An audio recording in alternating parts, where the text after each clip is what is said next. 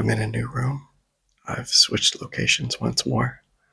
I'll put up a video over here of my new room if you want to see it. I'm going to be here for a couple weeks, and I had a bunch of crap on my bed, and I covered it up with a towel to give the illusion that I'm somewhat clean and neat, and green light on this thing. And I tried a test recording, and it seems to work. So, um, you probably can't tell. I was like, oh no, when I edited an earlier video, and I looked so depressed and tired, and I probably was, but I don't want to look that way on video. I just walked back here, and man, I'm exhausted today. I'm completely exhausted, and I'm frustrated with myself. Let me show you something that I was just working on, and I'll show you something else too. Um, got two things. So I just did this while I was out. I went to a coffee shop that is not good to work in, but is somewhat adequate to draw in. It's really kind of difficult to draw there. And I'm not, this is just doodles. This is something that will continue to be done. Things will be done on here. It's a very ugly face. That's okay. Because I expect to do random things. I don't have it, but I bought like tiny tubes of acrylic paint, 3 colors, just for something extra to mess around with. Now here is the first drawing that I've done in this book. And I really didn't like this. I like the sun, or whatever that is. It's a sun to me. And I just like the very sleepy vibe. And I went, I brought my iPad with me, and boom, boom, I brought the iPad with me, and with the expectation that I know that at this point in my artistic drawing life, I can't do just pictures that I'm happy with, except I did this one that I was like, let me flip through a couple, not show you everything. So I might have done this, like I said in an earlier video. I made 3 videos where this was not on, so there was no sound. I think I showed this in the other video. This is a drawing that, like, look at that. I like that one. Very surreal, interesting. The problem with, oh, that's better. The problem with doing more, I wouldn't call this finished, but this type of artwork is that I kind of don't want to F with it on my iPad. So I probably won't. But I think that I like the colors that I can get, and I like the weird collage style of doing it that I've created for myself.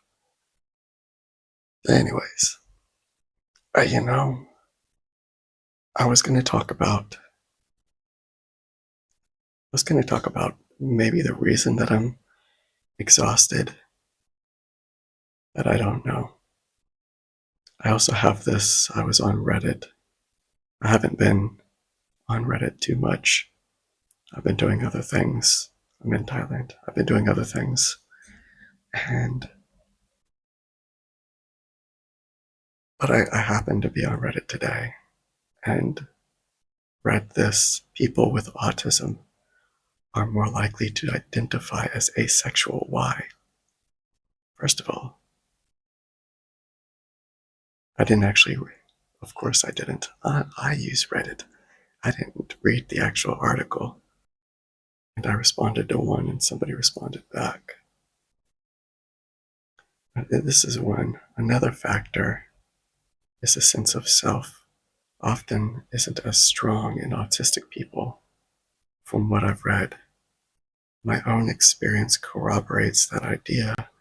There's more of a disconnect between the internal me and the external person others see. Sex is something deeply intimate, but also very physical.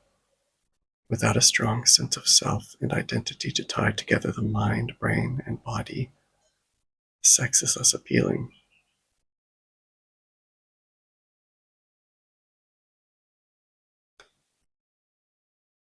And this person, interesting, I also have a disconnect between the internal me and the way that me fits in the world of other people.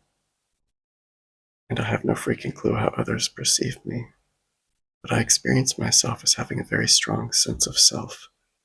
The internal sense of me is something I'm very grounded in. How to interact with others or society, no. But it's always me doing it, a bit badly. Basically, I don't know what to do with me in terms of existing in society or relationships, but I'm always very certain it's me doing it. So when they talked about that, so I would not define myself. I'm not asexual, but I don't have that visceral feeling that other people do, especially guys, or at least the way guys are supposed to, I don't know, present their sexuality. They're supposed to be like horn dogs. And I don't know still. I don't know if if I, if being around people was so difficult and so, it was so easy to be rejected that I've learned to numb that part, push that part down, or if I just don't feel it.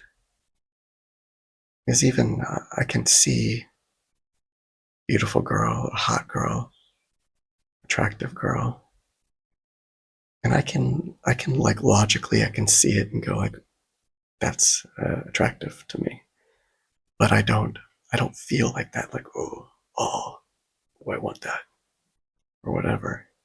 So I think that other people feel that way.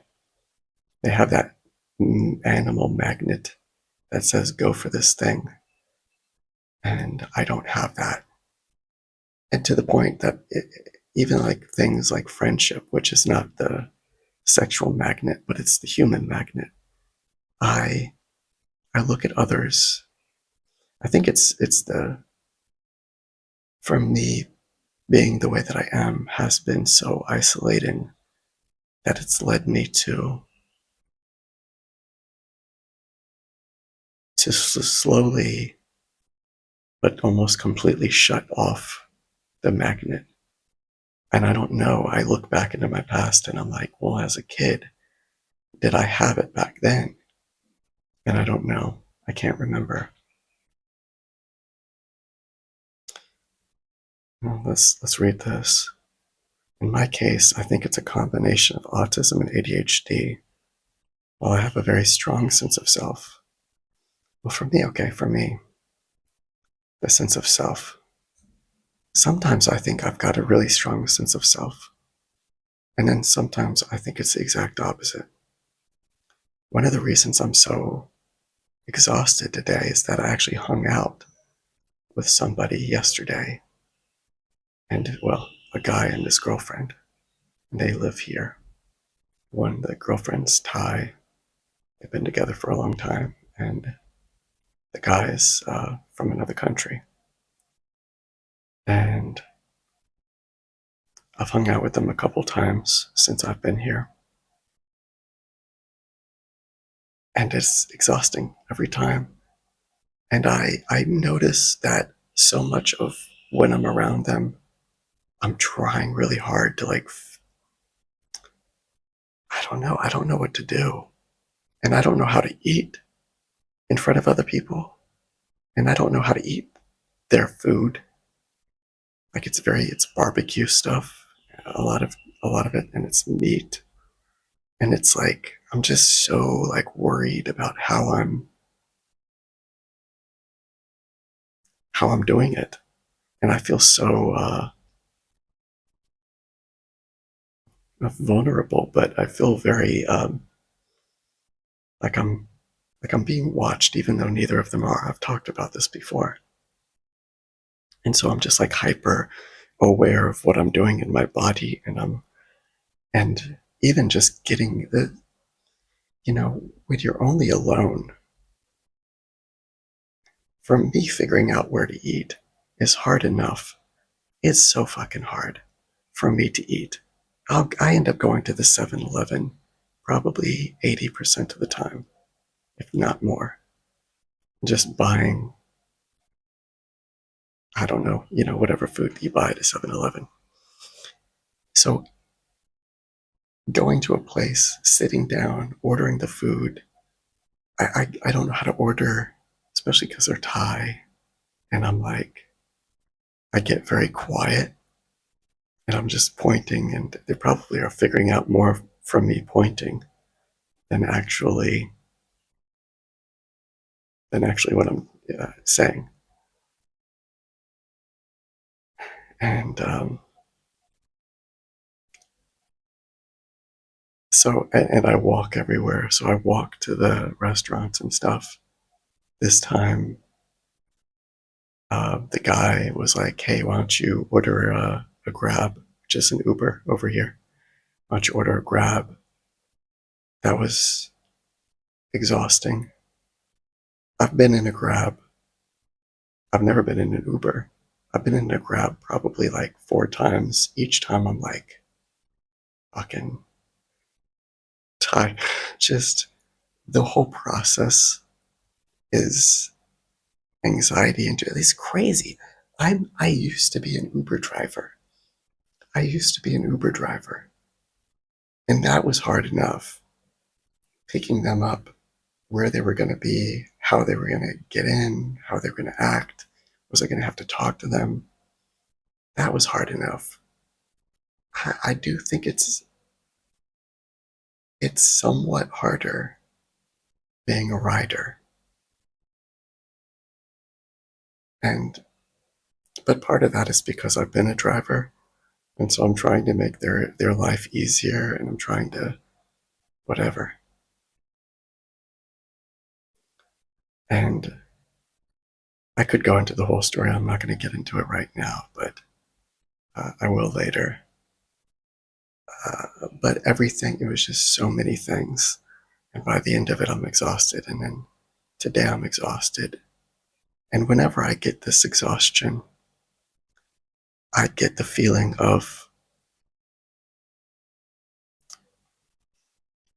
I get the feeling of depression along with it. And along with the depression, I get the self judgment, the why the fuck can't I just be normal? Why can't I go with the flow? Why can't these things be easy? Did I pay enough? Am I we split the check and everything, but it was still kind of like an uncertain thing. The way that we eat, I'm not, I have to just like turn that side of my brain off, because the way a lot of food is eaten in Thailand is like, we're just going to use our utensils and that we're putting in our mouths, and we're going to scoop onto the plate. Like, what? Can we not have a central spoon that we don't touch with our mouths? Can't we do that? Can't we do that? But no, you eat and you just eat this, eat that, put it on your plate, and eat from your plate. And I just turn it off. I turn it off. And I'm not even a meat eater. And we keep going to places where we order meat. But I'm not anti-meat. I just don't typically eat meat. And even from an early age, I never ate meat off the bone. I never lied. It's disgusting. And here, that's the norm. Barbecue's the norm, and all that. And so to get back to this, when I'm talking, I've, with them, and we end up talking about America and cultural differences, and of course what's going on politically in America, and I find myself, first of all, I find my IQ fucking plummeting. I'm not that dumb, but when I'm around other people and trying to do it, it's like I'm so overwhelmed. I can't fucking get my brain to. But then I think maybe I'm so unused to verbalizing my values and my way of thinking. And, like I pay attention to politics. I don't want to, but I do. I pay attention to what's going on in the world. I don't want to, but I do. But the moment that I have to like verbalize, maybe I just don't have the practice. I find the same thing here when I'm talking about all this, like in my head, where I was at when I was doing this. I read this whole thing while I was out there, and occasionally I would stop and just start kind of like having a conversation. And my conversation in my head was so good.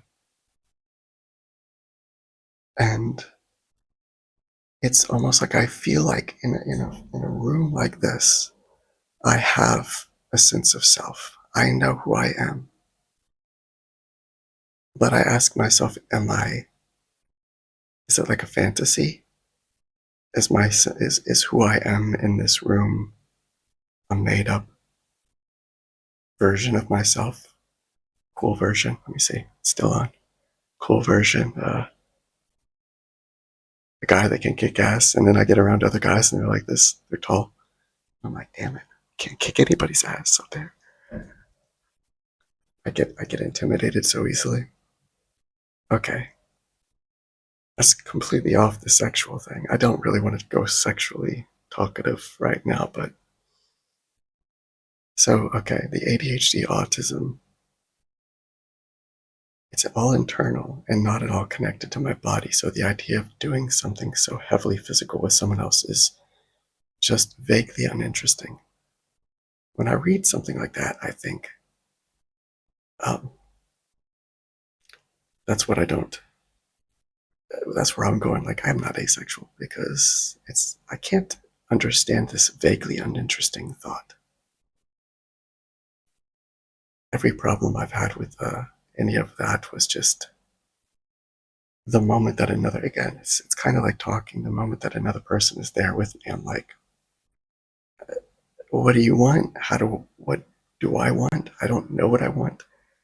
I'm kind of overwhelmed. I'm overstimulated. I can't really connect. The only time that I hope this isn't too much sharing, the only time I've been into it in a good way, not the only time, but it's when I was like angry. I had angry sex. I had pissed off sex, and I was like, oh, I can feel my emotions and feel my body, and I'm completely engaged, and I hate this person. Let's go down. Let's see what I said. I found a lot of here's what I talked. I find a lot of the talk about sense of self more interesting to me because that's more what I think. I have more of that interest. I have a half-formed theory that this significant overlap of neurodivergence and queer identities, particularly very narrow and specific ones, is a result of the same energy that drives other instances of strong opinions anchored in hyperfocus. I barely knew what this person was saying, but I felt like I did, so I responded. A chunk of people just sort of, this is the part that I began to go, I get what you're saying. a chunk of people just sort of go along with their sexuality and or gender being normal. You are assumed to be straight and cis, so you say you're straight and cis because you have no strong opinion. Whereas a non-trivial number of neurodivergent people will be in a similar situation and think, no, that's not right, and keep giving the question thought and analysis, where others would go with expectations. What got me thinking about with that, I do think that my over thoughtfulness that's been put down by some therapists, my over analyzing, which is a way out of being in your body. Let me pull this down. It's a way out of being in your body, is doing this over analytical thing. And it gives you that, for me, it gives me a sense of like, oh, I'm really saying something and I'm getting somewhere, I'm figuring things out. But I think ultimately what I found, which was really depressing, was that you don't figure anything out doing this. So why do I keep doing it? Um, it's not lining. The line is not lining right now. So what I see with holistics is I used to think that this was like, oh, they're stupid. And then I would eventually meet someone and I would go, well, they're not stupid. They're like that, at least that person. But they're able to go into the flow of culture, of the world, society. They're able to do this thing, even small talk, even something that small, hitting on somebody, flirting. Some of it you could say is a skill. I don't know. It is. But for me, it's not a skill anymore. That I used to think, oh, I just need a skill set. I just need to learn how to communicate, how to do the small talk. And I'm convinced at this point that that's not the problem. So neurotypicals, because of the way they neuroprune, they have way quicker of a connection of just like everything, their body, their wants, their desires, their I want this, so I'm going to go for this. At least, I don't know. From my perspective, maybe there are different types of neurodiverse people. Let's read what I wrote. So I haven't read their response. This might be similar, but I could never understand the people that find out that they're homosexual later in life. I just can't imagine not knowing. And I could see that neurotypicals are so driven by cultural inertia that they just go along with things. Which that's kind of like, that was off topic kind of what they were saying, but it was, I don't know. Sometimes someone spurs on thoughts. But then I do also think about how some autistic people like myself were high masking and going along with things outside of sexuality. I kind of am not talking too sexual. Um, High masking and going along with things because it seemed like the correct thing to do. So I'm sure it isn't so cut and dry, but I can't help but go back to the idea, I think, similar to yours, that neurotypicals are just less prone to analyze themselves in these ways because they really aren't forced to. They swim the stream so easily that they don't need to figure themselves out so much.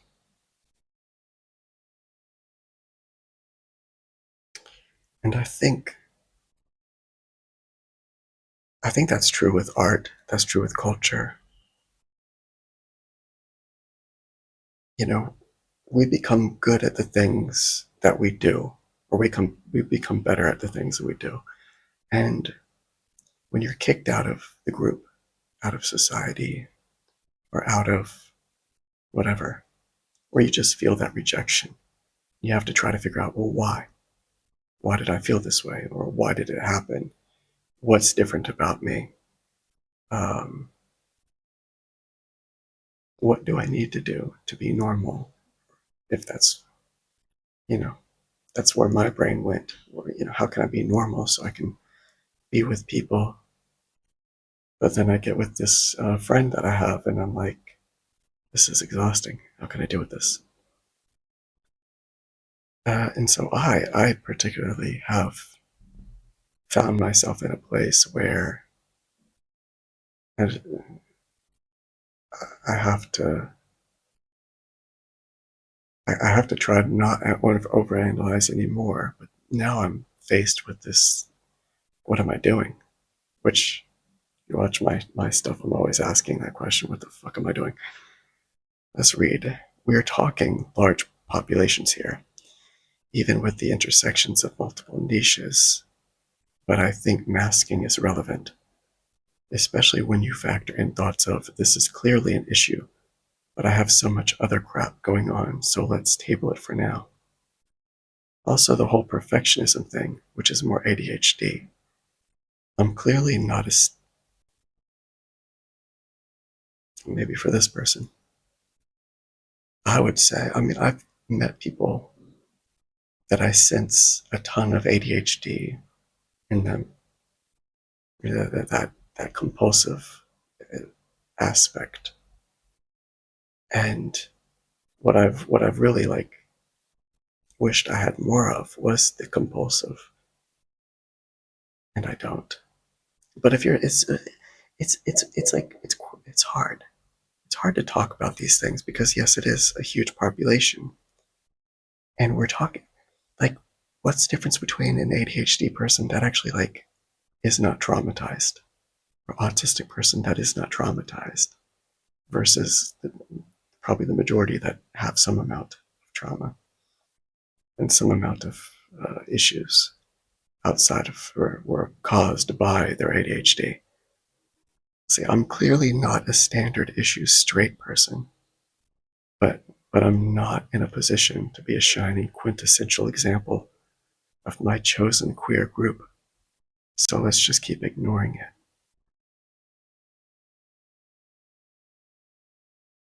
I think they're speaking more from their first person perspective on their ADHD autism. If that's, because I was going into neurotypical versus autistic. And that's not even getting into like whether or not they have like religious issues that cause them to like not see their. And it's still hard. I can't imagine, because even with my disconnection from my body and myself, I was always looking at porn from, I looked at that, and now not so much. I just kind of don't.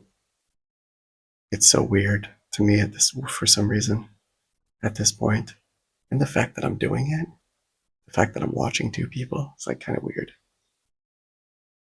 Um, I tried. I kind of wish I was ADHD. I am actually. I've been diagnosed ADHD. I wish I was. I wish I was different. I wish I was the compulsive ADHD, so I could have a fucking more interesting life. Like, I'm so controlled here in Thailand. I'm walking down. I can't even get proper food. You know. I have to. I before I left today to go to the place that I went to, the coffee shop, and draw and hang out for a little while. I decided I was so exhausted. It took me forever between these two. I kept going, well, do I go there? If I go there, I'll probably do that. If I go here, I like to sit out. Do I want to do that? It's got okay air quality today. And it's kind of hot, but it's as cool as it gets here. And it's going to close relatively. And I'm going to spend how much time am I going to spend there? They're both pretty much the same distance from where I'm at. It took me forever. So I just don't have that compulsion thing going on. I got that overthought in my brain, inattentive, forgetful, confused. and my autism is extremely over controlled. But I've met autistic people that are under controlled, or I've heard of these people, and they desire the thing, they go towards the thing. I've tried so hard. I still want to develop something, that side of myself. And right now I have so much control over money and not wanting to spend it that I don't let myself be under controlled. I'm not asexual, so I don't want to speak over those who are, but I think a lot of autistic people have to spend more time thinking about things other people take for granted. That's pretty much what I was saying, or what I was getting at, trying to say, like, but not limited to, their sexuality and gender. Maybe it's not that more autistic people are asexual, but that they're more likely to recognize that in themselves.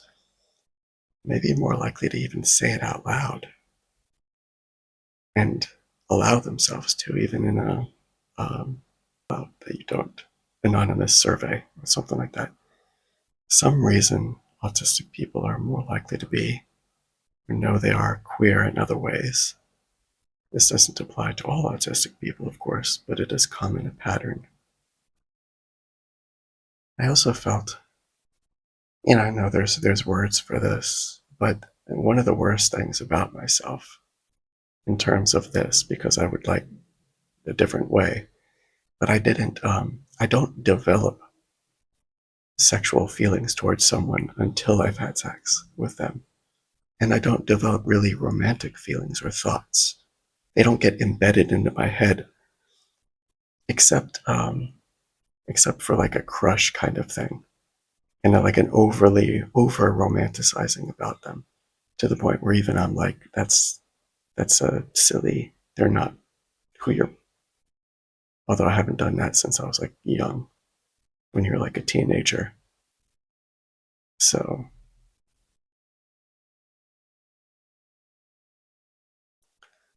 yeah, I don't develop desires until I've actually done things, unless I just attempt to push myself into it, which is not true desire. It's just sort of like a I hope that it's sort of like food. If I'm hungry, well, it's different.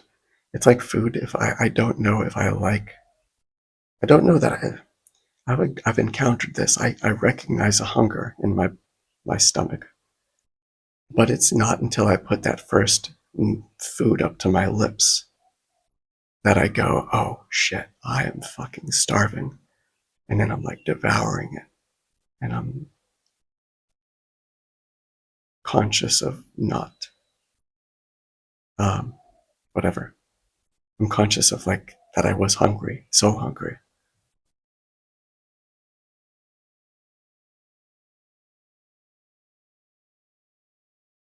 I think a lot of this ends up going back to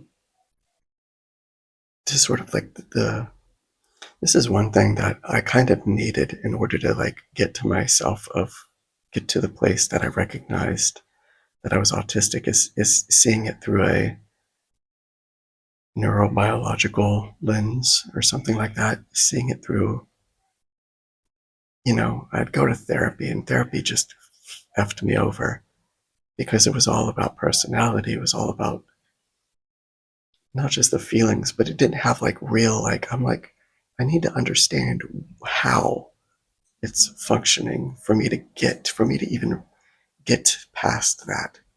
And when I started to learn from being just wherever about that there's less, or that there's more neuroconnectivity in autistic people, that there's less neuroconnectivity in allistic people, that allistic people they prune their neurons, neural pruning, and that there's less neural pruning in autistic people.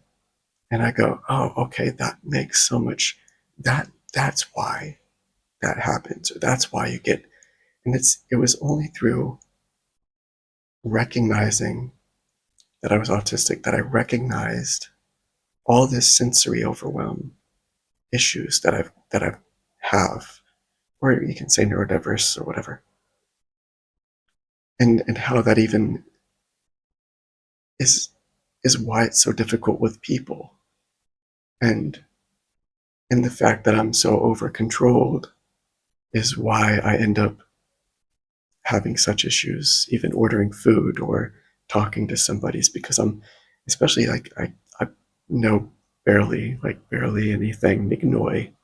Nignoi means small in Thai. So I'm Nignoi. No, in a variety of ways. I'm Nignoi. Nignoi Thai language. Know very, very little, to the point of, sure, an elementary school kid. Wait, I'm definitely sure of that. Uh, a toddler knows more than me, and they'll get better than me in Thai because they have a lack of control. They don't know yet to be afraid of people. They don't know yet to worry that they're fucking up. They're not thinking about fucking up, and everybody has a common understanding that the toddler is going to fuck up, and you just go, "Oh, that's not what you do. That's not how you said it wrong. You say it this way." You know, when you're an adult and you're fucking up constantly socially, whether it's in a different country or your country, people don't have that. If they do see you effing up constantly socially, whatever, they'll put you down. I've talked about this before. Um, and they'll get irate sometimes. Like, why don't you know this? You're an idiot. What's wrong with you? So, okay. Um, I was going to say one more thing about that, about therapy, how therapy wronged me. Um, One of the things, I thought about this earlier when I was thinking about sensory overwhelm, and I was thinking about that past. I don't know. I don't think of sensory overwhelm as being the same as being extroverted, introverted, which I think of when I was younger. I remember this book that came out called Quiet. I don't know if it came out a long time ago and I just heard about it later, but it's a book called Quiet, like the land built for introverts. There was the HSPs, highly sensitive people. And let me see, it's still going. I hated, first of all, I didn't want to be an introvert. I didn't like what they told me that meant. You know, if you're an introvert, therefore you you just want to stay inside and read books. You get your energy from being alone. And I'm like, and they would always, fucking therapists is what therapists, people in general, when they talked about introversion, extroversion, I just always felt like it was so wrong. For me, like that they would call me an introvert. They'd say, "This is what you are." First of all, don't ever tell me what I am. Like, fuck you. I barely know what I am. I know sometimes you see patterns in other people being, you can tell me what I am. But like, yes, I need quiet. Yes, I put these loops, earplugs in my head to do this because I just wanted to. I needed to. And I need to wear these when I'm out there. Goddamn, it is loud in Thailand. It is loud. And it'll be at a certain decibel, and then all of a sudden, like a motorbike or some car that just will just be like, "Rah," and I'm just going, "Oh my fucking god! Did you alter it to do that? You fucking." I don't even know that they do. I think it's just It's just what it is. But my God, oh God. Anyways, so I need the quiet. I need that, but I don't feel like it fits what I want my personality to be. It doesn't even fit. Like, no one. I know when I'm out in the world, nobody knows that I'm an artist. They don't. I mean, I don't know. Maybe you can't tell in general. Sometimes I look at people, I go, well, that guy's an artist, that girl's an artist, that person, I can tell they're different. And I give the exact opposite vibe to people. They look at me, they go, I know that guy's a straight laced person who has never done anything out of the ordinary. And meanwhile, it's hard because I know that I'm seeing that way, I end up in the same, sense of self. My sense of self evaporates and I just go, oh, you tell me what I need to be, and I'll try to be that. I'll try to be the goody two shoes that you think that I am. And that maybe I have a strong moral fabric, but it doesn't necessarily line up with what you might presume. I remember one time doing Uber, somebody got in my car. We hadn't talked at all. We didn't do anything. Literally, they just got in my car. And they were like, you're like, it's hard to say exactly, but they said basically that I'm a Christian, really, like, and I could tell that what they meant by that, that they were like saying that I'm like an uptight Christian boy or something. And I'm like, again, I'm a moral person, but I don't think I'm what you think I am. I, or definitely am not what you think I am. But just because you're a loud, awful human being,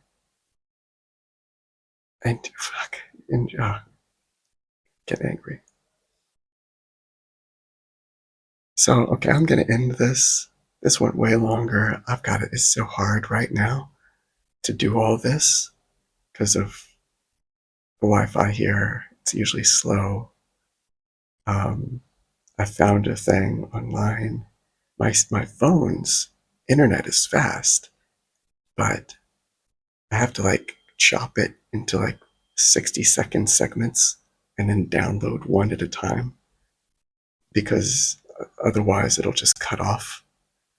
It'll get like halfway there because it's like all gigabyte files, right? But so it's a whole thing. I'm gonna leave here now. Decided to come here and talk a bit, and I'm gonna leave here. There's a Sunday market. I'm gonna record, but I don't like to show people's faces. I don't know. I'm weird about that. I'm gonna try to find like things to blur people's faces. Maybe is that a thing? I know it's a thing. You could do it like it's static, but can you just say blur everybody's face in here? So I'll walk around, take some videos, maybe talk about it later. And thank you for watching. Thank you for listening. Bye, everybody. Bye bye. Bye bye. Bye bye.